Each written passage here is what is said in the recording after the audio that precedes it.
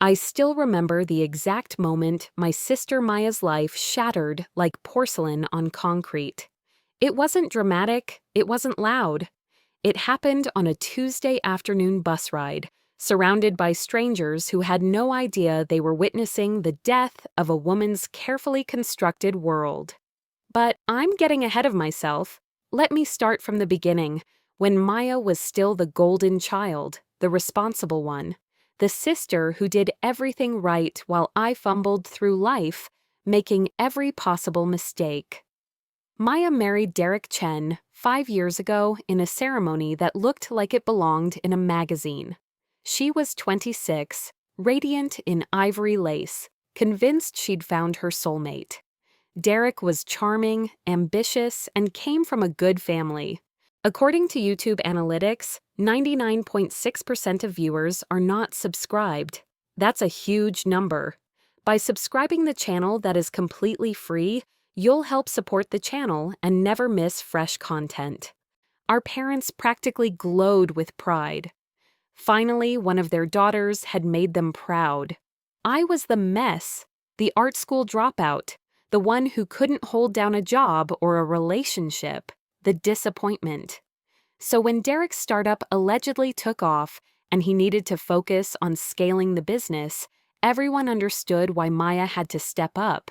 Someone had to pay the bills. Someone had to take care of Derek's aging mother who moved in with them. Someone had to support our parents when Dad's medical bills started piling up after his stroke. That someone was always Maya. She worked 2 jobs. During the day, she was a nurse at County General, pulling double shifts whenever she could. At night, she did medical coding from home, her eyes burning red from staring at the computer screen until 2 a.m. Weekends were for caring for Derek's mother, cooking elaborate meals Derek barely touched, and driving our parents to their endless doctor's appointments. "Derek's under so much pressure with the company," she'd say, exhaustion making her voice thin. "Once they secure the Series B funding, everything will change. He just needs me to hold things down a little longer." A little longer turned into months. Months turned into years. I watched my sister disappear by degrees. The light in her eyes dimmed.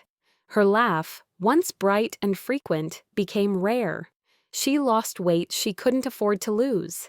Her hands developed a permanent tremor from exhaustion and stress. And Derek? Derek was always busy, always in meetings, always working late at the office, always too stressed to help around the house, to visit the doctor with his own mother, to even have a conversation with his wife that lasted more than 5 minutes. "You don't understand the pressure I'm under," he'd snap when Maya asked for help. "I'm building something. I'm doing this for us, for our future." Our family bought it, Mom especially. "Maya, you need to be more supportive," Mom would chide. "Derek is trying to build an empire. Every great man needs a strong woman behind him. That's your duty as a wife." Duty. That word hung around Maya's neck like a millstone.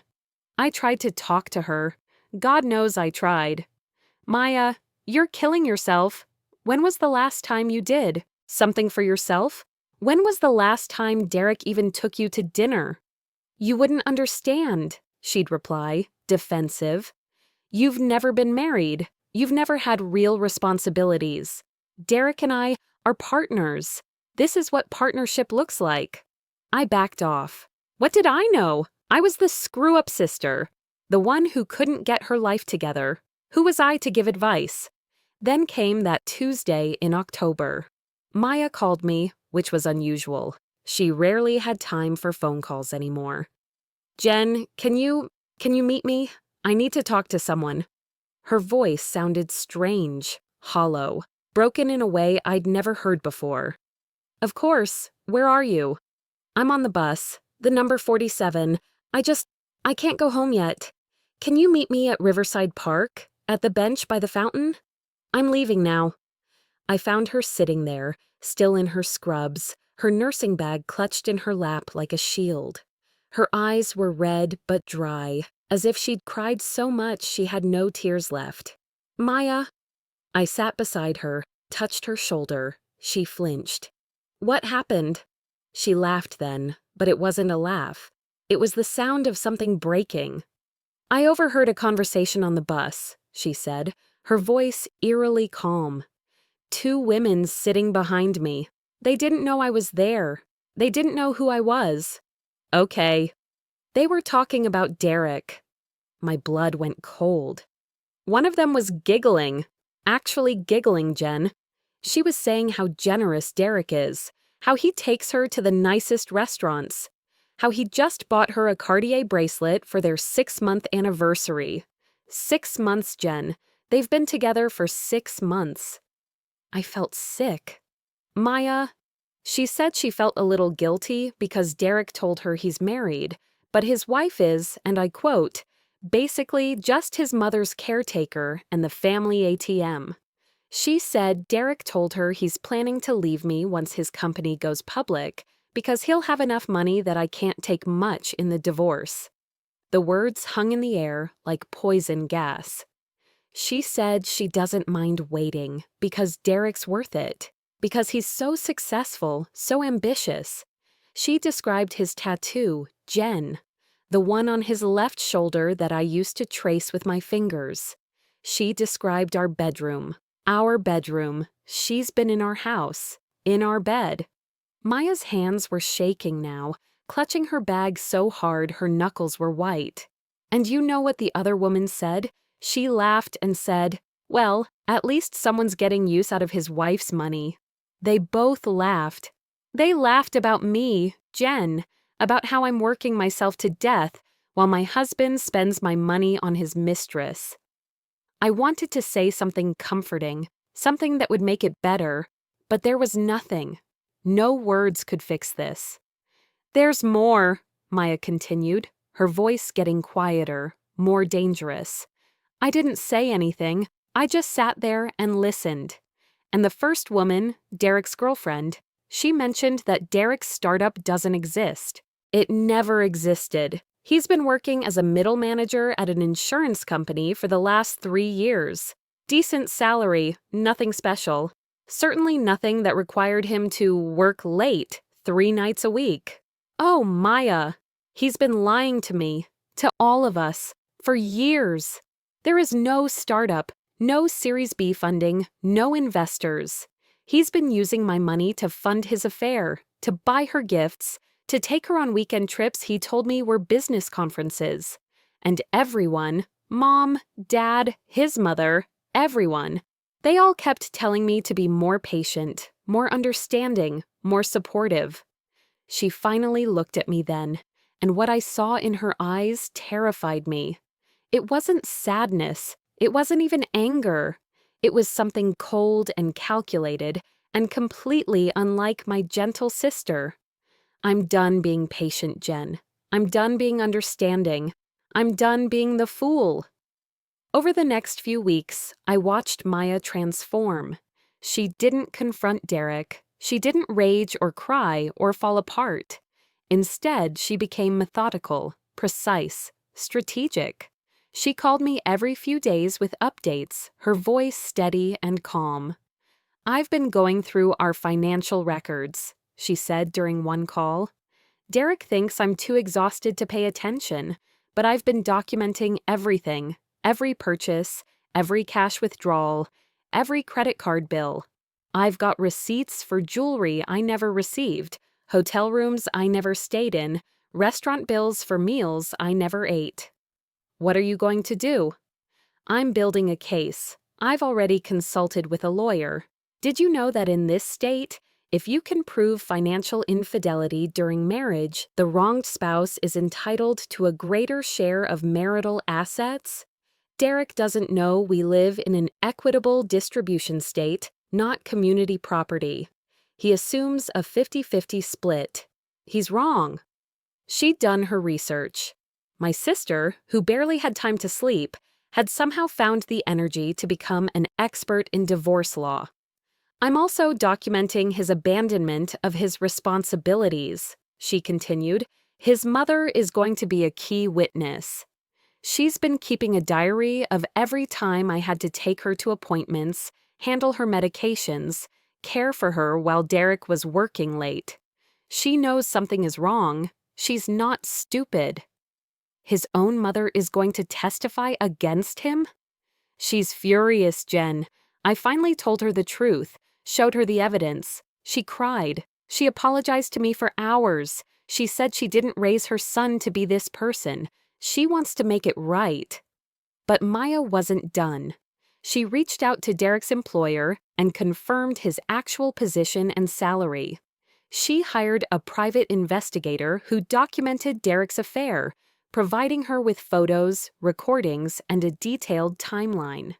She discovered Derek had taken out credit cards in her name without her knowledge, racking up debt on his mistress. Identity theft, her lawyer had said, smiling. That's criminal, not just civil. Maya also did something I didn't expect, where she started taking care of herself. She cut back to one job, focusing only on her nursing position. She started seeing a therapist. She joined a gym. She got her hair done for the first time in years. I want him to see what he's losing, she explained. I want him to realize I'm not the broken, exhausted doormat he turned me into. I'm getting myself back, Jen. The woman I used to be before I let him and everyone else convinced me my worth was in my sacrifice. She also started preparing our parents. This was the hardest part. Mom especially didn't want to believe it. Maya, are you sure? Maybe there's a misunderstanding. Maybe... Mom! Maya's voice was steel. I have photos of him with her. I have bank statements. I have a private investigator's report. I have recordings. There is no misunderstanding. Derek has been cheating on me, stealing from me, and lying to all of us for years. Dad, still recovering from his stroke, said nothing, but I saw the look in his eyes. Shame, regret. He'd pushed Maya to stay, to try harder, to be more patient. I'm sorry, Pumpkin, he finally said, his speech still slurred. I should have listened to you. I should have seen. Maya filed for divorce on a Friday. She had the papers served to Derek at his office, in front of his colleagues. She wanted him humiliated, the way she'd been humiliated. That weekend, Derek came home to find the locks changed and a restraining order taped to the door. He called her 97 times that day. She didn't answer once. He showed up at the hospital where she worked. Security escorted him out.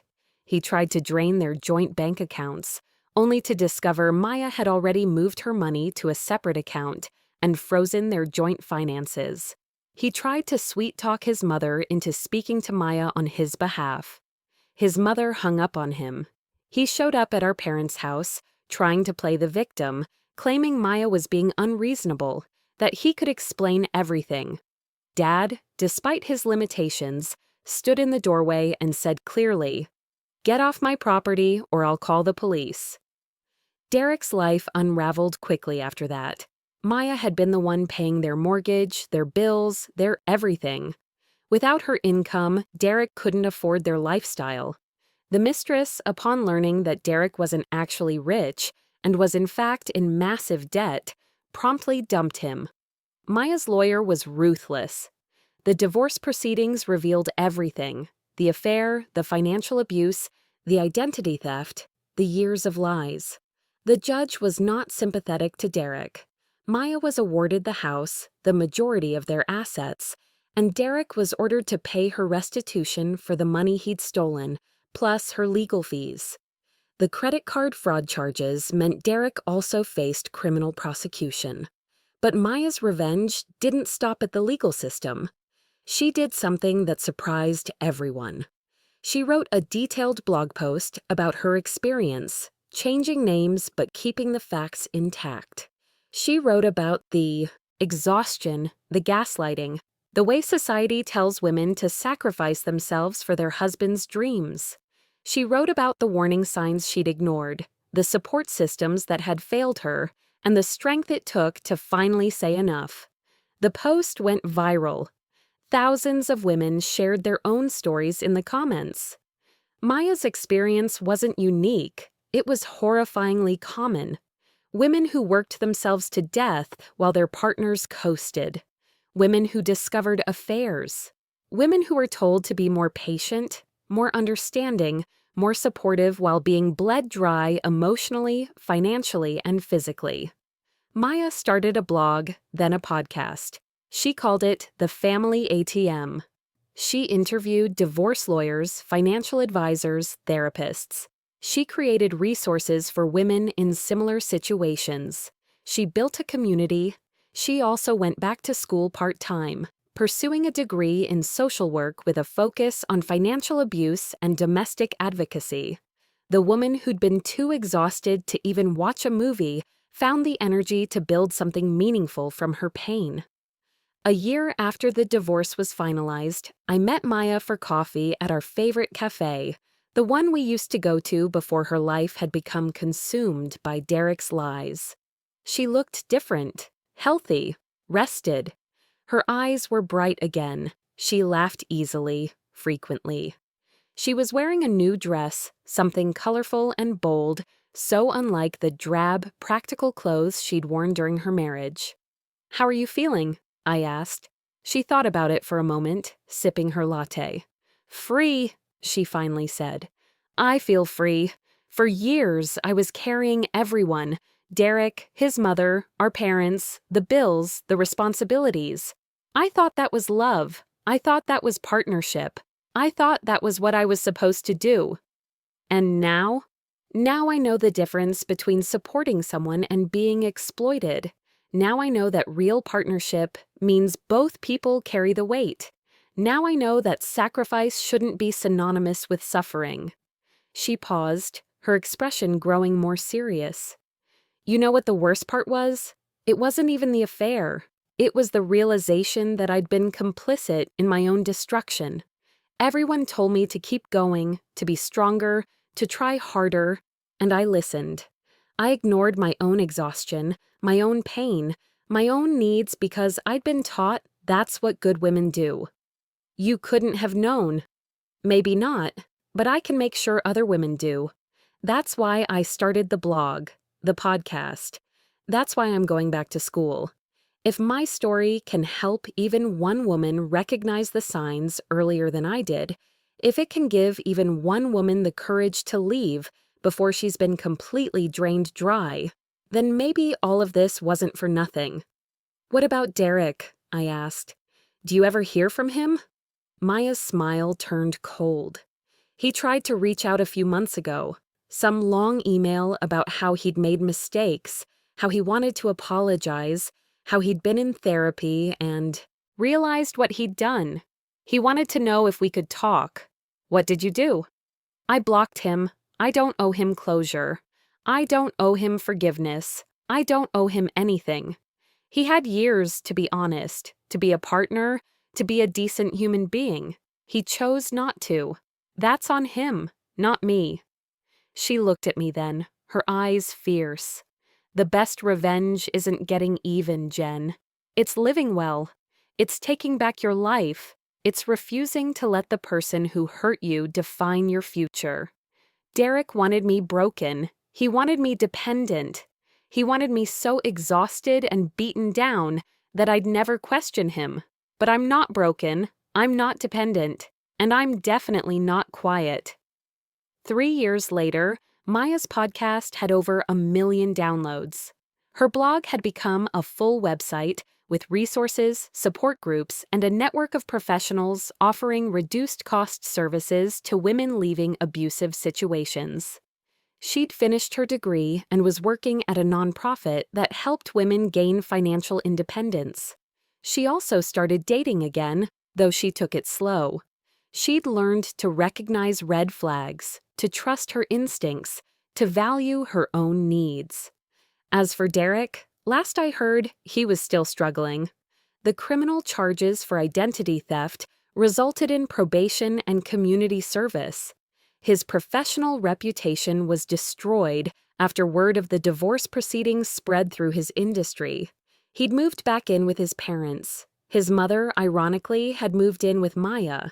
The two women had formed an unlikely but strong bond, united by their betrayal by the same man.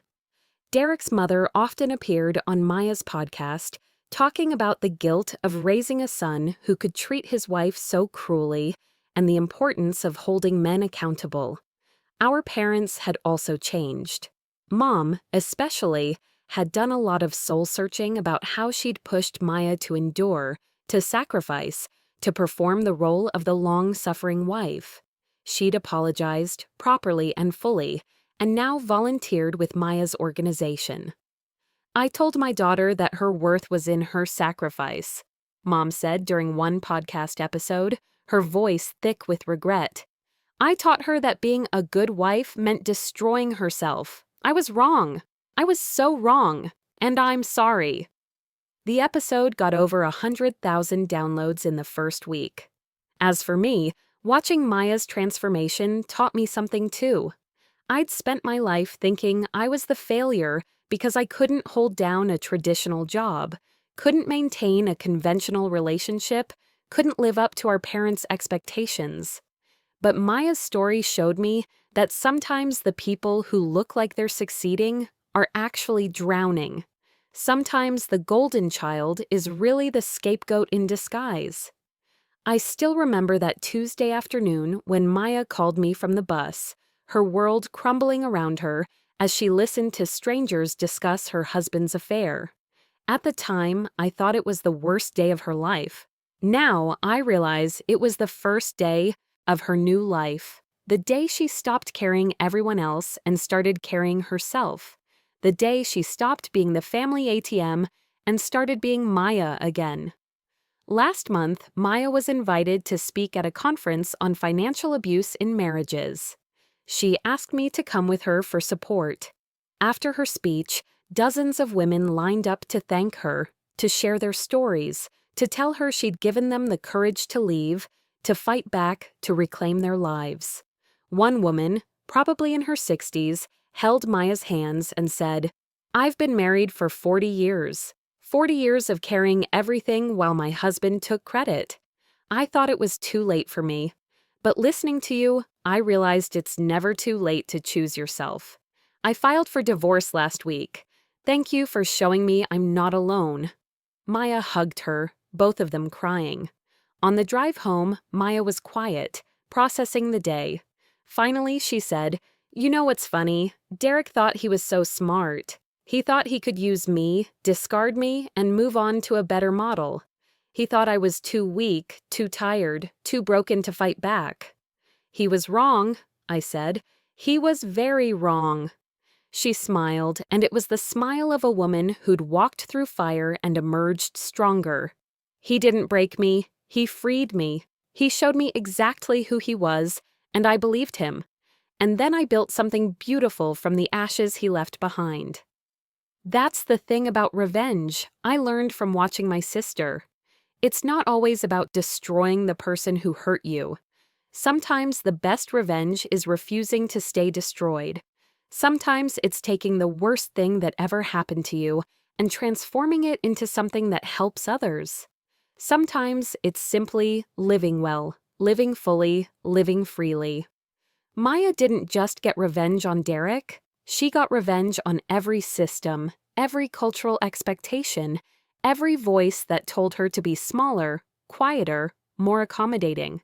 She got revenge on the idea that women should sacrifice themselves on the altar of other people's comfort. And in doing so, she saved herself. She also, without realizing it, saved me. Watching her stand up, fight back, and reclaim her life gave me permission to do the same. I went back to school. I started taking my art seriously. I stopped apologizing for not fitting the mold our family had designed for us. We both learned the same lesson, just from different angles. You don't owe anyone your destruction. Not your spouse, not your family, not society. You are allowed to choose yourself. You are allowed to say enough. You are allowed to walk away from situations that are slowly killing you, even if everyone around you says you should stay. That bus conversation changed everything. It was the catalyst Maya needed to finally see what everyone else had been too invested in denying. But the real change came from what Maya did next. Not just the legal revenge, not just the financial justice, but the choice to transform her pain into purpose, her suffering into strength, her ending into a beginning. Sometimes the greatest revenge isn't elaborate or dramatic. Sometimes it's simply refusing to let the worst thing that happened to you be the last thing that defines you. And sometimes, just sometimes, it's becoming so completely, utterly, radiantly yourself that the person who tried to dim your light has to watch from the darkness they created, seeing what they lost, knowing they can never get it back. That's the revenge that lasts. That's the revenge that heals. That's the revenge that sets you free.